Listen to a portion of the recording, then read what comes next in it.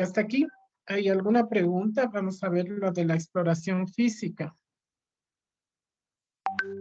¿Se comprendió esta primera parte? Sí, doc. Sí, doc. En la exploración física, es de acuerdo con la anamnesis, se deberá incluir siempre el peso, la talla, el índice de masa corporal, las constantes vitales, la presión arterial, frecuencia cardíaca, respiratoria, valoración del dolor mediante la escala visual análoga, que es una escala muy difundida y sobre todo bastante aproximada para el dolor. Auscultar la parte cardiorrespiratoria, que en el tiempo de la pandemia hemos disminuido un poquito tanto acercamiento con el paciente, y cuando nos señalan algún problema de enfermedad, sí que le hacemos un examen extensivo. De todas maneras, esta valoración la hacemos antes, pero le hacemos también previamente otra vez. Cada anestesiólogo que tiene que tener el caso clínico antes de que entre el paciente al quirófano. Es un segundo momento, ¿sí? Los accesos venosos que tiene para poderle canalizar las vías, una vía periférica o si requeriría una vía central, el estado de la piel, las partes blandas, especialmente de los lugares de punción, el estado de la circulación y la presencia de varices, la escala de Malampati, que es una valoración de, que intenta predecir cómo sería una dificultad para la intubación, y esto en el capítulo, en la unidad 2, cuando hablemos de intubación, lo volveremos a revisar, ¿sí? La apertura bucal, la movilidad, longitud y perímetros cervicales, la morfología de la cara y del cuello, las distancias tiromentoniana y estortomentoniana, la dentadura, prótesis, piercings y tatuajes que pudiera tener el paciente. El propósito de las pruebas de laboratorio, ¿cuáles son? Estas son analíticas y es descubrir una alteración o verificar el estado de una enfermedad conocida, ver el efecto de un tratamiento y formular planes específicos para el cuidado anestésico preoperatorio, ¿verdad? Entonces, hay que ver la prevalencia de anemia en la población general. Esta prevalencia es de un 10%, aumentando con la edad. La evidencia disponible sugiere que el grado de anemia se asocia a la mortalidad postoperatoria, sin quedar claro si se debe a la enfermedad que la provoca o a la propia anemia, ¿verdad? Entonces, haríamos un hemograma, un estudio de la coagulación. Cuando se detectan anomalías en las pruebas de coagulación, solo el 1 al 4% de los casos determinan algún cambio en la estrategia anestésica, ¿verdad? La revisión de los artículos recientemente publicados refleja la inquietud existente entre los anestesiólogos sobre la hemostasia y la realización de técnicas anestésicas locorregionales. Cuando revisemos los casos clínicos, veremos los riesgos que puede haber hacer una punción para anestesia, raquidia, peridural, lo que fuera, en algún paciente que estuviera anticoagulado, ¿sí? Se refiere a esto. La bioquímica, se recomienda solicitar un perfil bioquímico con glicemia, función renal, hepática en pacientes asintomáticos mayores de 40 años y en pacientes con enfermedad sistémica conocida o en tratamiento con diuréticos, corticoides, digitálicos, ¿sí?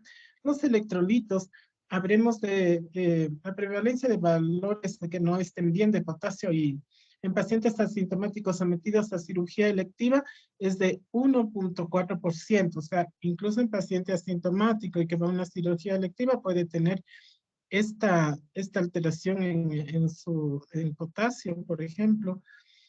Y se acepta que la concentración sérica de potasio que contraindicaría una anestesia es menor de 3 o mayor de 5.7 miliequivalentes. No existe ningún estudio que ponga de manifiesto las ventajas o desventajas de la corrección preoperatoria del potasio, ¿no? No alcanzamos, no nos da tiempo y no podemos utilizarlo a velocidad, o si lo tenemos en jarabe tampoco le sirve mucho.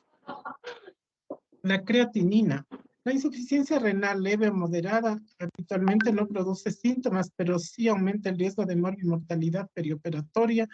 la determinación debería recomendarse en todos los pacientes mayores de 60 años, considerar su determinación si se va a usar contraste yodado en el procedimiento especialmente, ¿no? En todos los pacientes que vayamos a usar contraste, sí vamos a pedir una creatinina.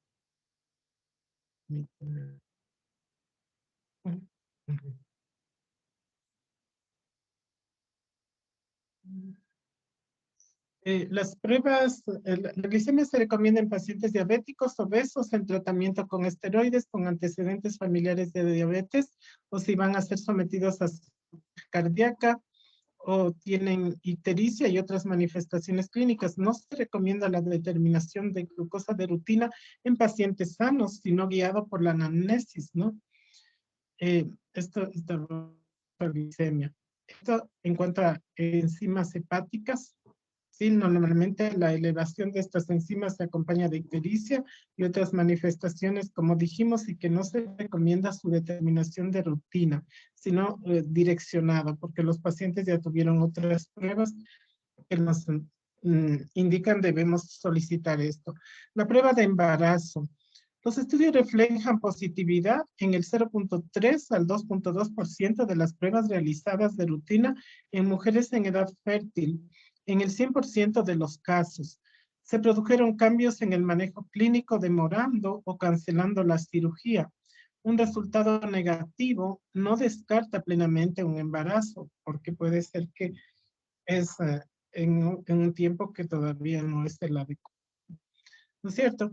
El periodo de validez de las pruebas se acepta que es de 6 a 12 meses en pacientes sanos asintomáticos y de 3 meses en pacientes sintomáticos.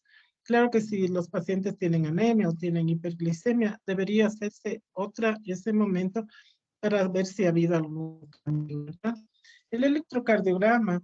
1 de cada 4 pacientes anestesiados tiene antecedentes de patología cardiovascular que incrementan la morbilidad. Algunas enfermedades cardíacas capaces de modificar el manejo anestésico solo pueden ser identificadas mediante la realización de un electro, ¿verdad? Por ejemplo, la isquemia silente, el infarto de miocardio, asintomático. Entonces, por eso necesitamos el electro. El bloqueo auriculoventricular de diferente grado y el acortamiento del intervalo PR. Existen 2 factores que aumentan el riesgo de eventos cardíacos en el paciente. La edad mayor de 60 años en mujeres y 40 años en varones. El sexo masculino. El porcentaje de anomalías encontradas en el electrocardiograma que suponen un riesgo para el paciente es inferior al 30% de anomalías esperadas por la historia clínica y es menor del 10% en las anomalías que provocan un cambio en el manejo clínico habitual y que no alcanza al 10%, ¿verdad? Radiografía de tórax. Se realizará la radiografía preoperatoria la radiografía de rutina sigue estando muy extendida, pero no se debe hacer, ¿no? No necesitamos hacerlo de rutina. Los motivos por los que se solicita una radiografía de tórax son detectar o constatar anomalías cardiorrespiratorias que aumenten el riesgo de complicaciones graves perioperatorias. En este tiempo que hemos tenido COVID y estamos en una era que no hemos superado, entonces los pacientes post-COVID pueden tener problemas o en el momento de COVID y allí sí requerimos la radiografía y los estudios al respecto. La realización, descubrir alteraciones asintomáticas que puedan suponer un cambio en la técnica anestésica, disponer de una imagen basal es necesario para poderla comparar en el postoperatorio en cirugías con mayor probabilidad de presentar complicaciones, conocer la anatomía de la tráquea en pacientes con sospecha de desviación o estenosis que pueden influir en la intubación del paciente y disponer de una cobertura médico-legal también, ¿no? Necesitaríamos esto. Entonces, frente a todo esto, ¿cómo valoramos el riesgo de los pacientes? Ustedes pueden ir leyendo esta diapositiva. Por ejemplo, Jacqueline va a leer el paciente ASA 1 y nos va a explicar qué le parece el riesgo de pacientes 1. Entonces, clasificamos el riesgo del 1 al 6, ¿no es cierto? Un paciente ASA 1, Jacqueline. Ya. ASA 1. Paciente con un estado de salud normal, sin ninguna comorbilidad clínicamente importante y sin ningún antecedente significativo clínico pasado o presente. Y ahí A y B. Entonces, esto quiere decir, ¿no es cierto?, que es una persona que no tiene otro problema de salud más que aquel por el que se va a operar. ¿Sí? Entonces, este sería un paciente riesgo 1, que es un paciente. En cambio, el paciente ASA 2, ¿alguien más que quiere colaborar? Yo, Doc. Paciente ASA 2, paciente con enfermedad sistémica sin repercusión funcional. Y el paciente ASA 3 también lo podemos decir. ASA 3, paciente con enfermedad sistémica grave.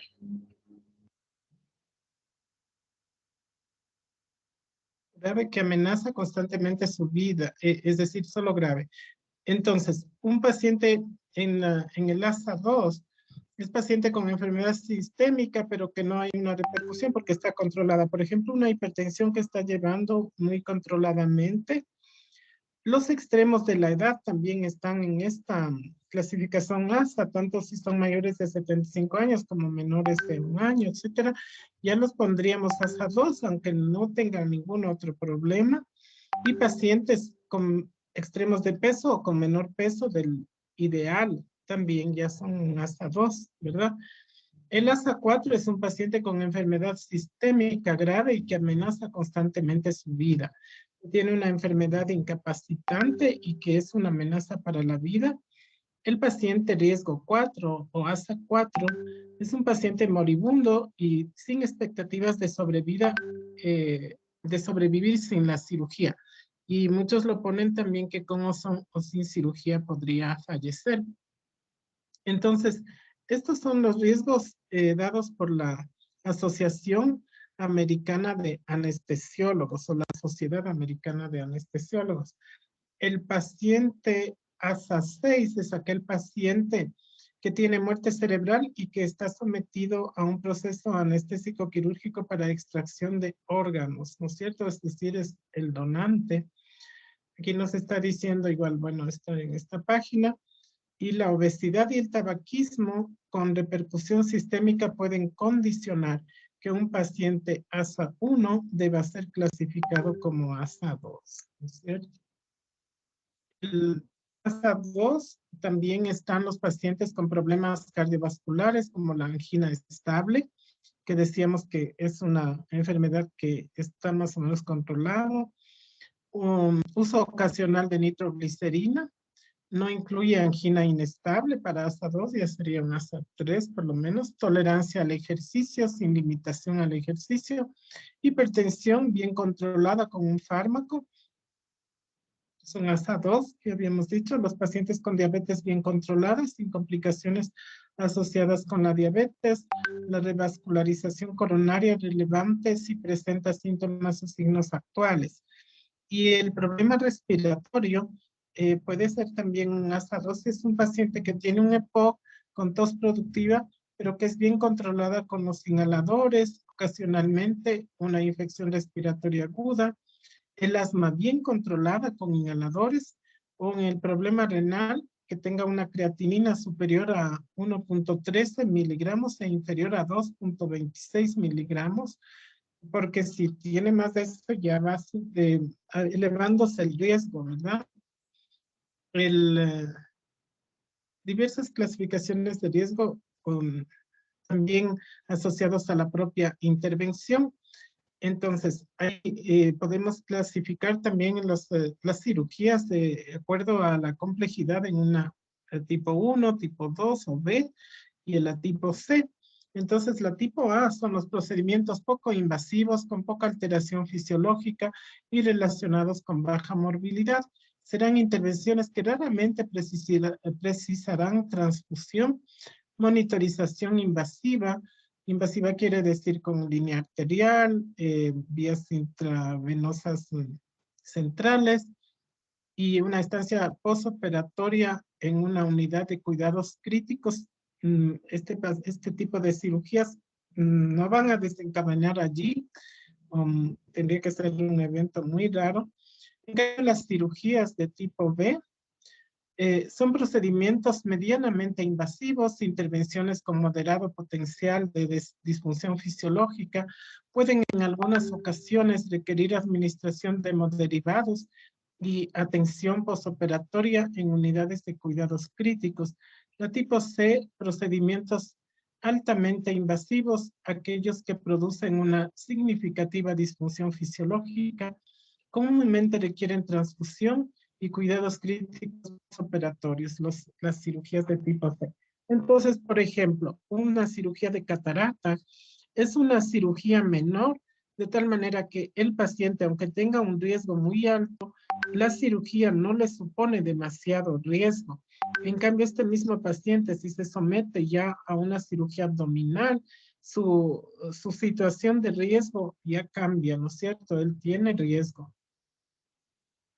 La clasificación de procedimientos quirúrgicos con ejemplos, ¿no es cierto? El grado 1 o menor sería una decisión de una lesión en la piel o un drenaje de absceso, ¿sí?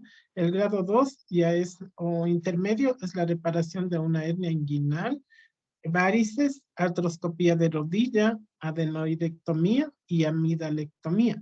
Esa es una intervención grado 2, pero depende del paciente si es un paciente con un riesgo alto. El grado 3 o mayor sería una histerectomía total, tiroidectomía, disección endoscópica de próstata, hernia lumbar. El grado 4 o mayor, prótesis totales articulares, cirugía torácica, cirugía cardíaca, neurocirugía. Todas estas ya son un grado mayor o unas cirugías de mayor complejidad que suponen además también un dolor postoperatorio importante, por eso el manejo del dolor sería planificado adecuadamente. El riesgo cardiovascular, ¿cómo valoraríamos? La incidencia de eventos cardiovasculares está relacionado con el riesgo basal del paciente. Los pacientes con alguna enfermedad cardiovascular de base, incluyendo la arteriopatía periférica y el accidente cerebrovascular, presentan un riesgo aumentado de complicaciones cardíacas perioperatorias debido a dos causas: la tensión arterial causada por el estrés quirúrgico, así como una mayor reactividad plaquetaria se varían en estos pacientes. El bloqueo auriculoventricular de diferente grado también es un riesgo y puede cuidarse solo. También es muy relevante valorar el estado funcional cardiovascular que hace el paciente, con quién vive, ¿no es cierto? ¿Qué puede expresarse en equivalentes metabólicos? Las preguntas para valorar la tolerancia del paciente al esfuerzo son: y usted puede cuidarse solo, ¿no es cierto?, con quién está viviendo, porque si se cuida solo quiere decir que es capaz de vestirse, de alimentarse, de ir al baño, etcétera. Puede subir un piso de escaleras o una cuesta, eso es que son 4 metros, ¿no es cierto? Y si puede subir 2 pisos o 2 plantas de escaleras, o fregar el piso o mover los muebles, esto ya es de 4 a 10 metros. Y puede practicar deportes como natación, fútbol, tenis, es mayor que 10 metros, ¿sí? Los enfermos generalmente estarían muy complicados en eso, algunos incapacitados también. La valoración del riesgo respiratorio. Las complicaciones pulmonares postoperatorias contribuyen significativamente a la morbimortalidad global y son más frecuentes que las cardíacas, asociándose a estancias hospitalarias más prolongadas y mayores costes. Su incidencia varía entre el 2 y el 70% en las series consultadas. Las categorías mayores de complicaciones respiratorias clínicamente relevantes son atelectasias, infecciones incluyendo traqueobronquitis y neumonía, ventilación mecánica prolongada, agudización de la enfermedad pulmonar y broncoespasmos, ¿sí? Los factores de riesgo que determinan su aparición son una edad mayor de 50 años, la enfermedad pulmonar obstructiva crónica, la insuficiencia cardíaca congestiva y un paciente que tenga un ASA mayor de 2. Y ya hemos dicho más o menos la clasificación del ASA, ¿no es cierto? Los factores de el síndrome de apnea obstructiva del sueño, el tabaquismo actual, la hipertensión pulmonar. La baja saturación de oxígeno basal, la hipoproteinemia, la duración de la cirugía superior a 3 horas también supone un mayor riesgo de complicaciones y de mortalidad para el paciente. Una cirugía urgente, o sea, no es lo mismo que el paciente se opere de una forma planificada, programada, o que vaya a una cirugía urgente. Por ejemplo, también la cirugía torácica o abdominal superior, la cirugía aórtica, neurocirugía y cirugía de cabeza y cuello son cirugías complejas y que requieren mucho cuidado para disminuir el riesgo de los pacientes. Otros factores de riesgo probables son anestesia general, la hipercapnia. ¿Qué sería la hipercapnia? ¿Alguien que quisiera decir?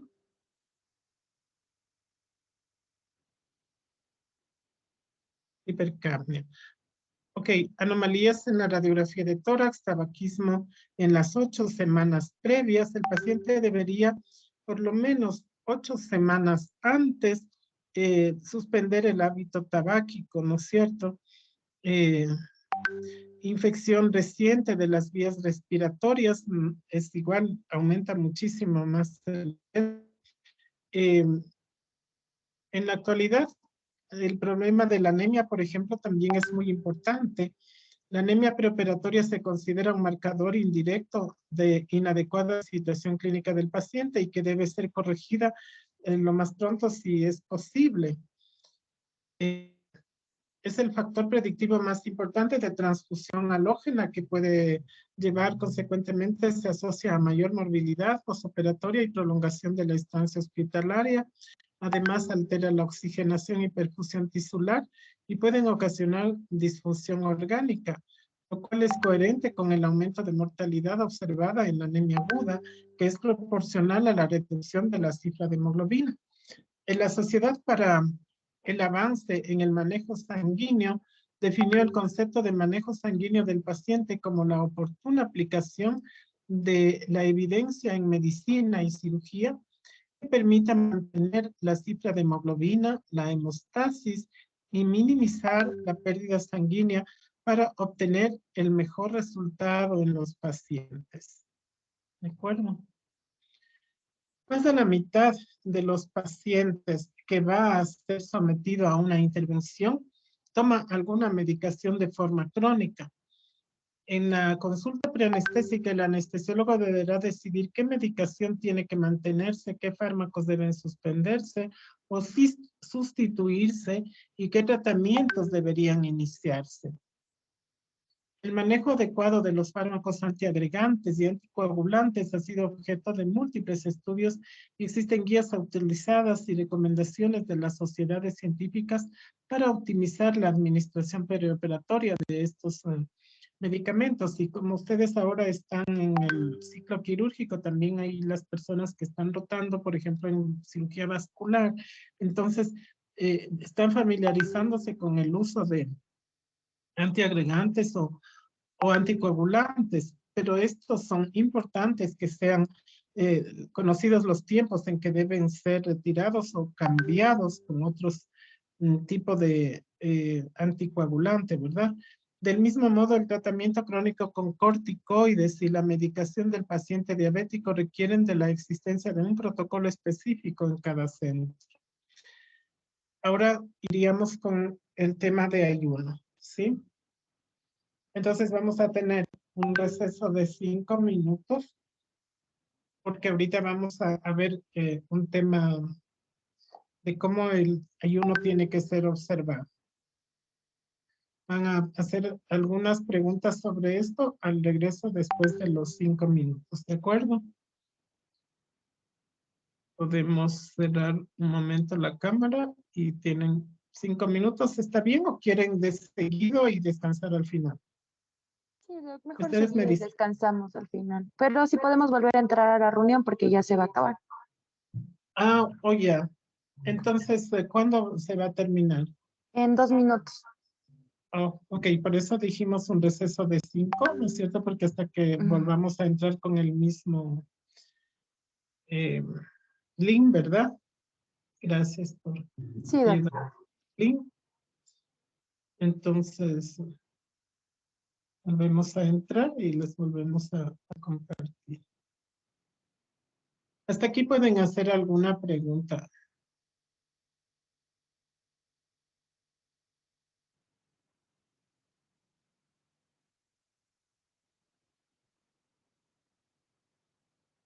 Vamos un poco rápido. No sé si se puede ir comprendiendo un poquito lo que estamos hablando.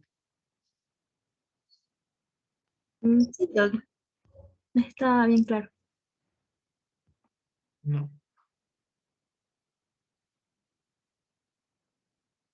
Entonces sí, podemos cerrar, pues, si quieren, para volver a entrar. Y tenemos 2 minutos de reposo, receso.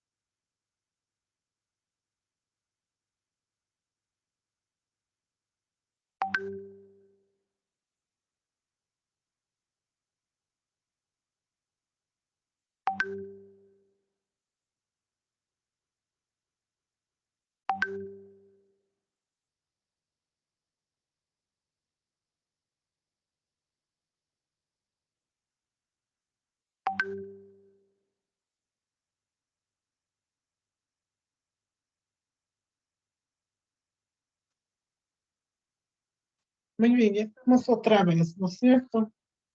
Sí, Doc, ya puede compartir pantalla. Vamos a meter el computador también.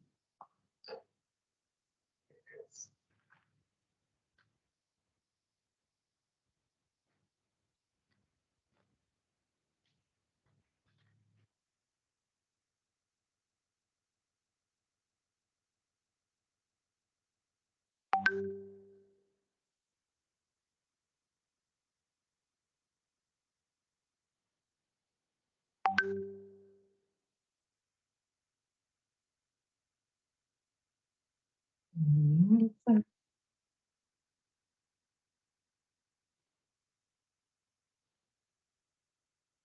Pueden hacer alguna pregunta, ¿no?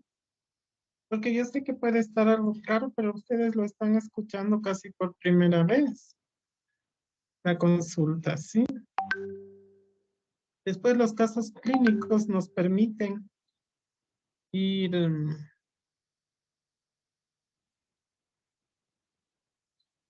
pues, voy a compartir.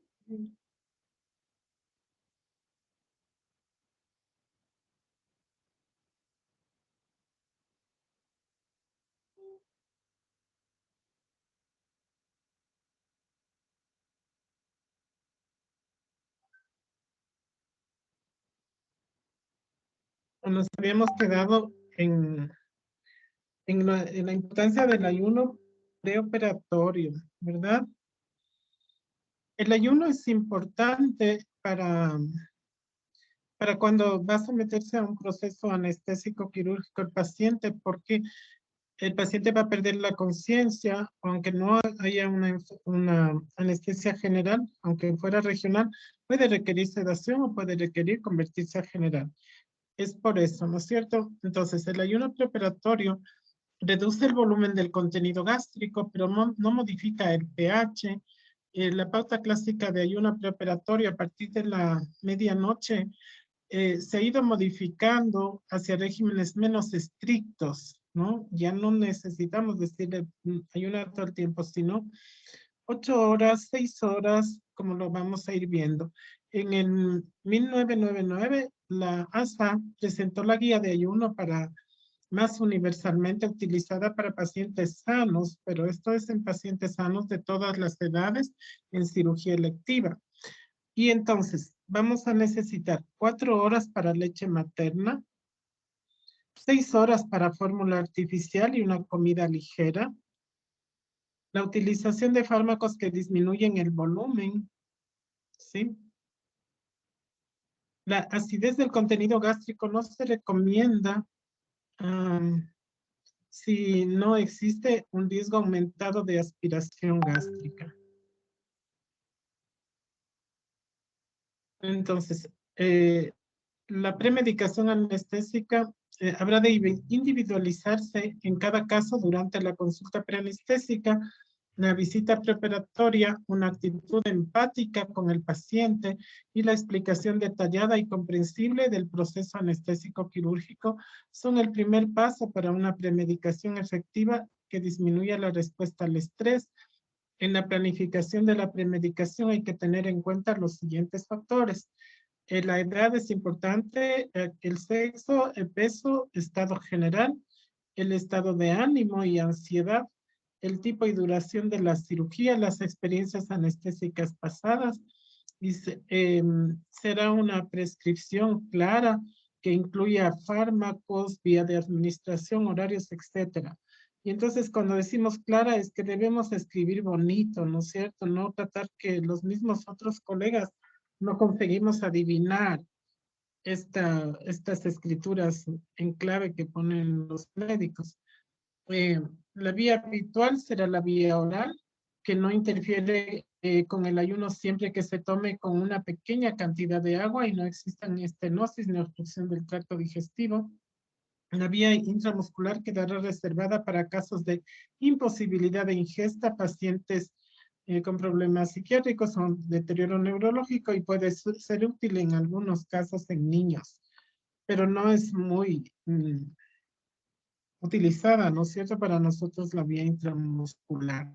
Se recomienda precaución en la administración preoperatoria de fármacos ansiolíticos y sedantes en casos de edad avanzada, enfermedad pulmonar grave, hipertensión intracraneal, hipovolemia o shock y obstrucción de la vía respiratoria. Vamos a ver las características de esto, ¿no? Por ejemplo, medicamentos de tipo opioide, que lo revisaremos nuevamente los opiáceos cuando hablemos en la unidad 4 sobre el tratamiento del dolor. Los efectos secundarios que tienen los opioides y opiáceos son náusea, vómito, retraso del vaciamiento gástrico, depresión respiratoria, y hacen que en la actualidad se limite su uso a la presencia de dolor preoperatorio, uso de forma de uso crónico de opioides antes de la inducción anestésica. La petidina, por ejemplo, es 10 veces menos potente que la morfina y la duración de acción es más corta. El efecto analgésico también tiene un efecto vagolítico y antiespasmódico, alivia el prurito. Dosis por vía intravenosa, lo tienen ahí. El fentanilo tiene un efecto analgésico y sedante 100 veces más potente, en cambio, que la morfina. Los antihistamínicos bloqueadores H2 aumentan el pH gástrico, como la ranitidina y famotidina por vía oral previa a la cirugía. Ahora han visto que la ranitidina ha sido retirada del mercado, ¿verdad? Por los efectos por contener nitrosamida, que está ligada con problemas de tipo de cáncer, ¿no es cierto? Los cinéticos aumentan el tono del esfínter esofágico inferior y la movilidad gástrica, la cinetaprida, la cisaprida y la metoclopramida. Es de uso controvertido también por los efectos extrapiramidales que puede producir. Los inhibidores de la bomba de protones previenen además la úlcera de estrés y la gastrolesividad asociada a los antiinflamatorios no esteroidales que le ponemos para el dolor. Entonces, sí utilizamos los inhibidores de la bomba de protones. Antieméticos, actualmente se recomienda el uso intravenoso con la inducción anestésica, por ejemplo, droperidol en dosis pequeñas, la dexametasona de 4 a 8 miligramos, o antes del despertar, ondansetron en dosis de 4 a 8 para la profilaxis de náusea y vómito postoperatorio en pacientes que tengan riesgo aumentado, como son las mujeres, jóvenes, los niños y los jóvenes, uso de opioides y halogenados, antecedentes que tenga de haber tenido náusea y vómito, la cirugía laparoscópica, las intervenciones de otorrinolaringología, oftalmología y ginecología. Antialérgicos. En anestesia son más frecuentes las reacciones anafilactoides que las de hipersensibilidad de tipo 1 con interacción antígeno inmunoglobulina E. Y estos, pues, los desencadenantes de las alergias más frecuentes son el látex, los antibióticos de tipo beta-lactámico, los relajantes neuromusculares. Y la profilaxis está indicada en los pacientes con factores de riesgo, antecedentes de alergia. Suele ser eficaz cuando combinamos estos antihistamínicos también. También se puede usar corticoides, ¿no? No para el tratamiento en sí si se produjera un problema de anafilaxia. El tema de antialérgicos y anafilácticos lo revisaremos en la unidad 3 nuevamente, con motivo de un caso clínico sobre el paciente con problemas anafilácticos de alergia. Misceláneos. Recording in progress. Perdón.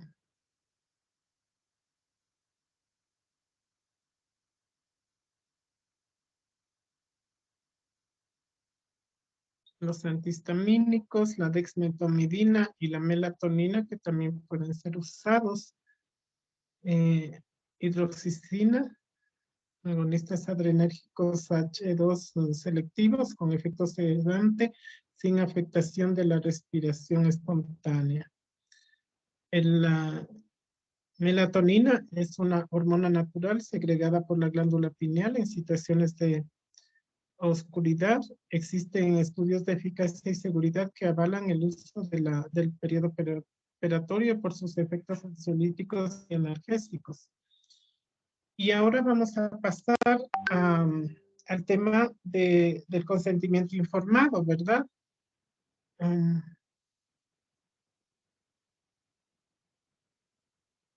En cuanto al recuerdo histórico y de los aspectos éticos, tenemos que saber que todo acto médico es un acto moral.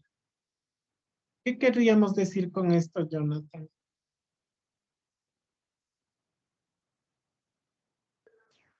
¿Me escucha? Básicamente que nosotros, o sea, vamos buscando el beneficio del paciente, ¿no? Y todo lo que estemos yendo a hacer tiene que ir enfocado en ese fin, básicamente. Y lo que norma la sociedad también.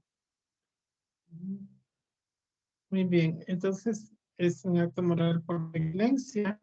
Entonces, el consentimiento informado. ¿Puede leer esa diapositiva, Jonathan? El consentimiento informado se define como la conformidad libre, voluntaria y consciente de un paciente, manifestada en pleno uso de sus facultades después de recibir la información adecuada para que tenga lugar una actuación que afecte a su salud. El consentimiento informado es el procedimiento legal que tiene como objetivo respetar al paciente como individuo autónomo, tener en cuenta sus preferencias sobre sus cuidados médicos. ¿Algo más que quisiera explicar sobre esta diapositiva? Que básicamente tenemos que pedir la autorización del paciente para todo el procedimiento que hagamos, dado que es importante porque él también tiene que estar al tanto de todo lo que estemos yendo a realizar, ¿no? Y no realizar arbitrariamente si es que el paciente no quiere. Ok, muy bien. Hay 3 posibles tipos de consentimiento informado, ¿sí? ¿Lo conocía? No, doc. 3 posibles tipos. María José. ¿Podemos leer esa diapositiva? Hay 3 posibles tipos de consentimiento informado: el consentimiento expreso, el tácito, aquel que se sobreentiende por el comportamiento del sujeto, y el presunto, aquel que se deduce por el consentimiento del paciente, como en el caso de la donación de órganos. Los elementos que configuran el consentimiento informado son condiciones previas, elementos informativos, elementos de aceptación o vulnerabilidad, voluntariedad. Ok, muchas gracias. Entonces, tendríamos el consentimiento expreso, que es aquel que el paciente ha firmado, ¿no es cierto?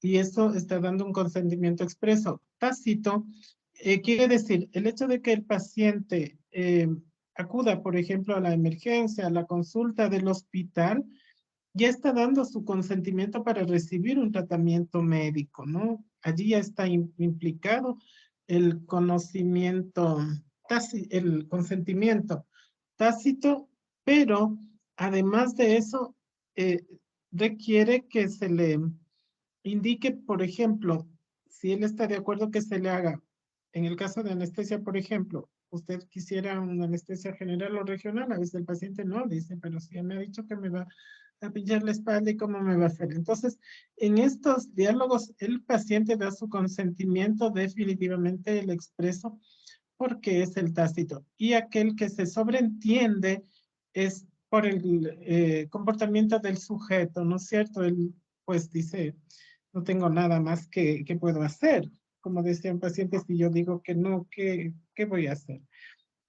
Porque está sometiéndose a un proceso que es necesario para él y está haciendo este consentimiento. Entonces, por eso de las condiciones previas hay que tener en cuenta qué es lo que está ocurriendo y qué elementos informativos y los elementos de aceptación. En las condiciones previas tenemos una competencia y capacidad y habilidad del paciente para elegir. Puede ser intermitente y a veces resulta difícil determinar su grado. Los elementos informativos es la revelación, recomendación y comprensión. Información que recibe el paciente sobre el tratamiento y que debe ser clara y comprensible, debiendo incluir riesgos, beneficios No tengo...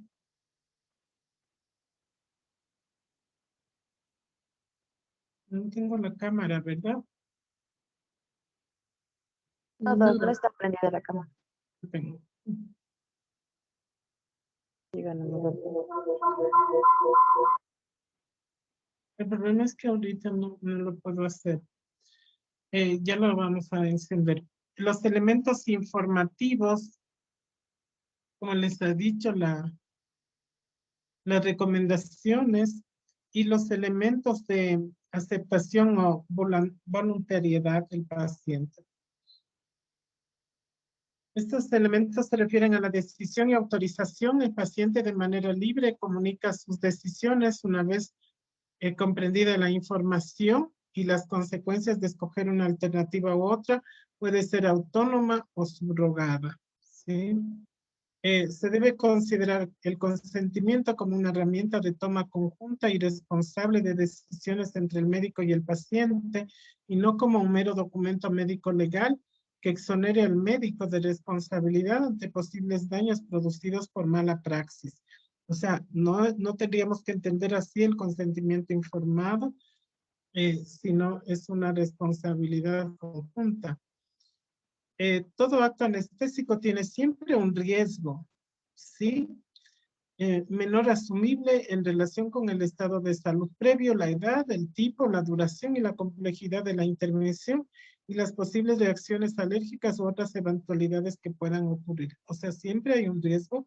Entonces, no le vamos a decir al paciente no tiene ningún riesgo, le vamos a decir que los profesionales hacen todo el esfuerzo posible, pero sí hemos de avisarle que si él tiene un estado previo que le pone en riesgo, esto sí supone un aumento de su mortalidad. El consentimiento en anestesia debe contener la descripción general de las técnicas, especificando la posibilidad de cambiar la inicialmente deseada, como puede ser el paso a anestesia general, después una anestesia regional insuficiente o que ha fallado. Es conveniente cuando se trata de un procedimiento electivo que la información se la ofrezca al paciente con tiempo suficiente para que él pueda reflexionar sobre la decisión que está tomando. Es recomendable, si el paciente lo desea, la presencia de un familiar mientras se da la información y se obtiene el consentimiento. Asimismo, se pondrá a disposición del paciente un modelo de consentimiento para su lectura y consulta en el ámbito familiar. ¿Sí? Él puede leerlo, pasarlo a quien desee y hablar con la familia. Ninguna anestesia debe ser realizada sin haber hecho una visita o una consulta preanestésica inmediata o diferida, ni sin firmar el consentimiento informado, con excepción de las situaciones de riesgo vitales y de también de riesgo para la salud pública, ¿no es cierto? Si alguien llega de urgencia, no tenemos tiempo para que empiecen a firmar todo, hay que atenderle rápido y luego después o entre medias de eso podríamos hablar con la familia para que nos firme el consentimiento. Es recomendable, si el paciente lo desea, bueno, ya hemos dicho que tiene que estar un familiar. De hecho, nosotros preferimos que esté porque puede ser que el paciente solo no comprenda todo y el familiar también le ayuda. Esas son las referencias que hemos utilizado para elaborar esta charla de consulta preanestésica. La Sociedad Española de Anestesiología, la Universidad Católica de Valencia, la Editorial Médica Panamericana, y la hemos elaborado, ¿sí? Entonces vamos a dejar de compartir.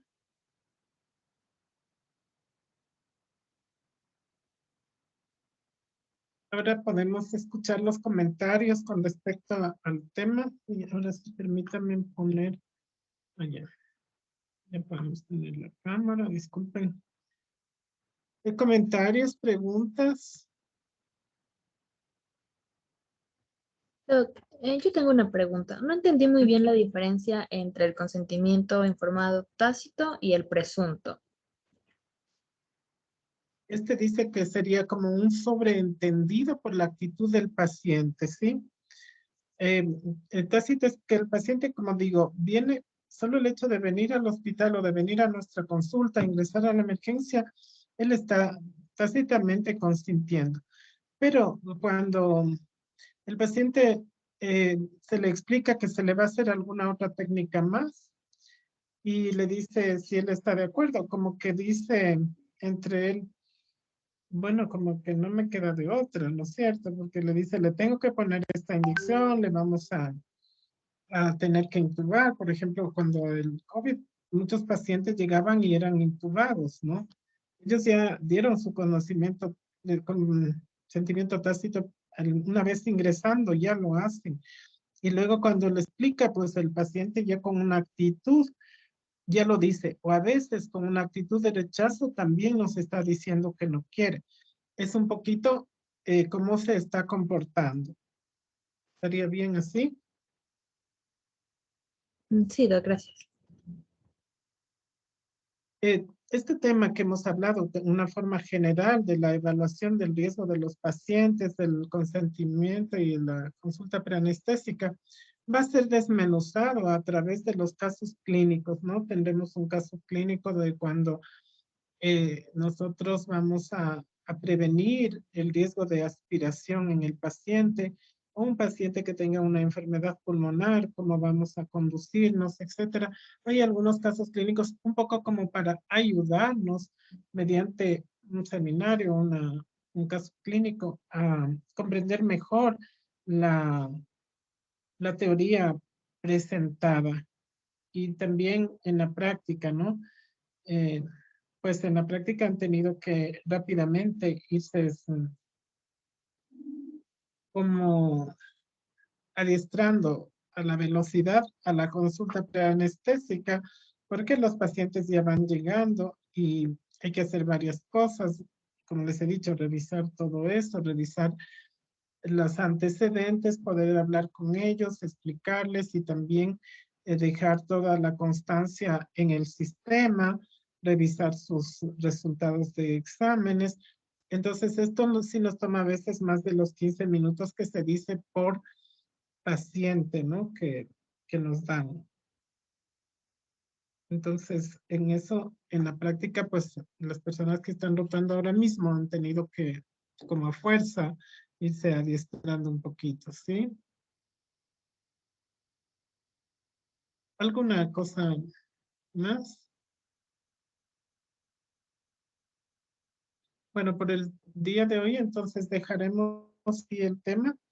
Estamos con un retraso de unas, creo que 3 horas con las clases que no podemos dar. Vamos a definir cómo vamos a solucionar el tema en el transcurso de la semana, intentando preguntar si nos pueden prestar una de las aulas de las salas, porque de hecho las aulas de ustedes están, ya le han comunicado el director de carrera, ¿quién es? Doc, nosotros nos hemos comunicado con el doctor Novoa para ver si nos agilitan de las aulas, pero no nos agilitan de las aulas. Ya se fue a pedir el día viernes por el mismo motivo de las clases del día lunes y me indican que no, que las aulas todavía no están desocupadas porque están siendo Eso utilizadas como sabemos. bodegas. Exacto. Entonces, y aparte Esto va a nuestra durar y matrícula, va a ajá, durar mucho. Entonces, esto les digo, vamos a intentar preguntar mañana que está, por ejemplo, alguno de los médicos, si en alguna de las salas nos pueden dar, prestar un aula y si no, definitivamente pienso que el semestre va a poder tener que continuar virtual. Entonces, vamos a distribuir un poco las modalidades. Ustedes van a ser ingresados, todo ingresaremos para tener nuestra aula virtual que es en Teams.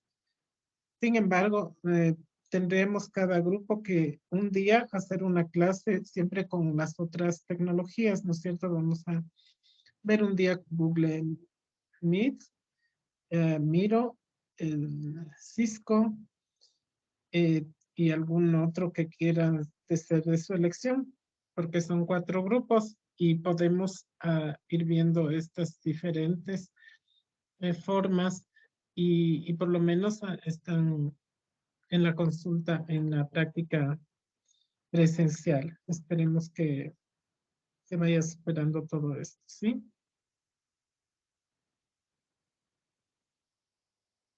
¿Algún comentario, pregunta, propuesta, protesta?